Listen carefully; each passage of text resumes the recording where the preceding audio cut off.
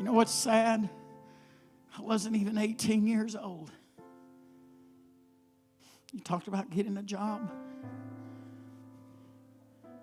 If you're an alcoholic, honey, and every penny you have goes to drugs and alcohol, don't matter if you work or not, it all goes to that one place. They used to put me between these Mexicans, these Hispanic boys carrying rebar. Jaden, I was about 199 pounds. I'm telling you, son, I was buff. You can't tell it by looking at me now. I'm a Pillsbury Doughboy. Blame it on my wife. She makes too many biscuits for me. I told her I wanted to go on a diet. She started making me 3 pieces of sausage instead of 2. Ain't that funny? Eat more, way less. But they put me between these Hispanic boys. And they put one Hispanic boy and they put one, forgive the way I'm going to say it. There's nothing prejudiced about how I'm saying this. They put one white boy with them. And I'm telling you, those Hispanic boys, they were used to carrying that 40-foot rebar. I wore out some leather gloves in my day. I'm telling y'all, they worked me into the dirt every solitary day. But no matter how hard I worked, no matter how much money I made, every week it went to the same place. Because I was a slave to sin. I was a slave to myself, and I couldn't get away from it. Am I talking anybody's language in this house?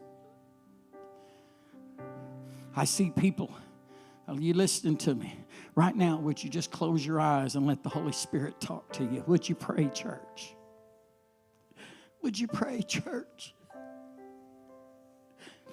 I see many times you're wanting to change and you started to go to church, but when you got there, you just kept driving. You said, I can't make up my mind if I'm going to go there. I'm going to tell you all this. The Word was with the Father in the beginning when the Spirit of the Lord moved upon the face of the deep. Jesus was getting ready to enter into our world. The Spirit of God moved it. And I want y'all to understand something. The Holy Spirit is here. He was here when you were born. He'll be here when you're gone too. I want you to understand when He said, I'll never leave you nor forsake you. He's here. He will not forsake you. You say, Pastor, I'm trapped. Listen,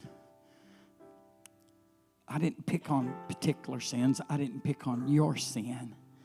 I told you about something that I was bound with. I want you to hear the rest of this story. Just a few days before my 18th birthday, I knelt down at an altar of prayer inside of a church. And Emily, I cried to Jesus. I cried and I cried and I cried. I hated what I was. I hated what I did. I hated how I lived my life. And I asked God to forgive me. And I asked Him to fill me with His Spirit. That power I told you about a while ago is what I got. He filled me with His Holy Spirit.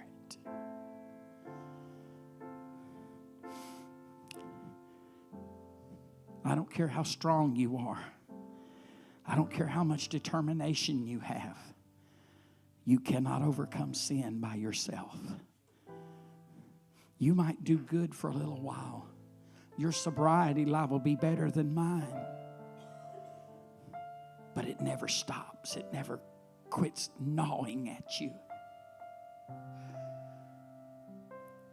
But I want to tell y'all, for 40 years, I've been drug and alcohol free. Jesus set me free. And that forgiveness is right there for you this morning. Are y'all praying this morning? Are y'all praying this morning? Come, Holy Spirit. Come, Holy Spirit. Listen, will you follow Jesus? If you will follow Jesus, you need to be filled with the Spirit of God. I want you to be filled with the Spirit of God over and over and over. Listen, our God is an awesome God. He knew we couldn't do it without Jesus. And I'm telling you, Jesus' forgiveness is here for you today. The Holy Spirit is here for you today to help you.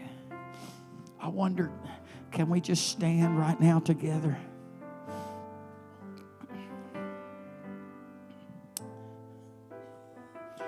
I'm asking you to come to Jesus in faith. How about it this morning? Will you come to Jesus in faith? Do you need Jesus in your life?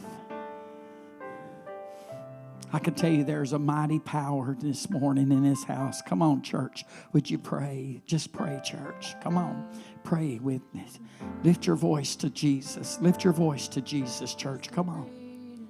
How about it this morning? You say, Pastor, that's me. I'm tired of living lost. I don't know how I've lived without Jesus. Are you in this house this morning? You say, I'm tired of trying to do life without Jesus. If that's you this morning, can I pray with you this morning? Can I pray with you this morning? This is what I want us to do this morning. I want you to reach out and grab somebody by the hand. And I want you to say, go pray with me. This morning, I want us to come stand around the front of this church. And I want, just reach and grab somebody by the hand. Say, I'm not going to go by myself. I want you to go with me this morning. I'm not willing to leave you behind. Today, I want you to know it's war, but Jesus has entered into your life. Would you grab somebody and come with us this morning? I want us to begin to pray one for another. Come this morning. Let's stand around the front of this church, and I want